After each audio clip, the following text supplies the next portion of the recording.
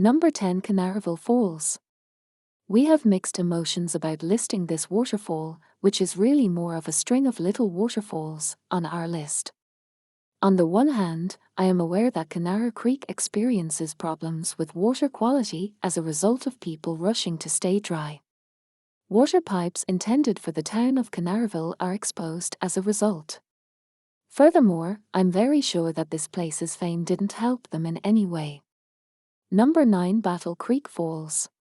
This waterfall didn't need a tough expedition, in contrast to the prior item. The family did, in fact, make the short trip to this 50-foot waterfall, which appeared to be a good place to play and cool down.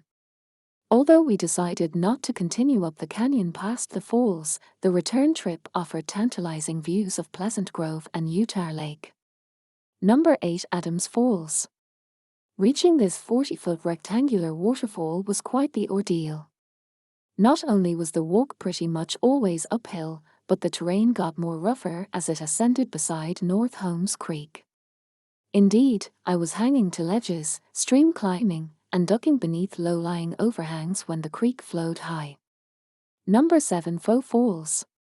Though I'm not usually a fan of man-made waterfalls, this one had to be forgiven.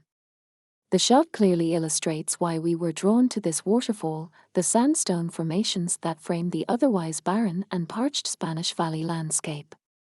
In fact, it was a tough decision for me to rank the waterfall near Moab on this list between this one and the smaller, more pristine left-hand falls. Number 6. Donut Falls. After reaching what is maybe the most odd waterfall on this list, we soon discovered how the waterfall received its name. It is true that the Mildy South Fork Creek fell down a stony incline and into a hole, or natural bridge, before pouring out the side. Number 5. Upper Calf Creek Falls. This waterfall was often missed by most visitors due to its inconspicuous and unnoticed nature. As an example, it wasn't until my third effort that I saw these falls. My first effort was interrupted by a deer, and on my second attempt, Mom and I got lost. Indeed, this waterfall has followed me around for a long time. Number 4. Horsedale Falls. Even while the moderate hiking distance, roughly 4.4 miles round trip, didn't seem like much, there were other factors at play that made it take longer than anticipated.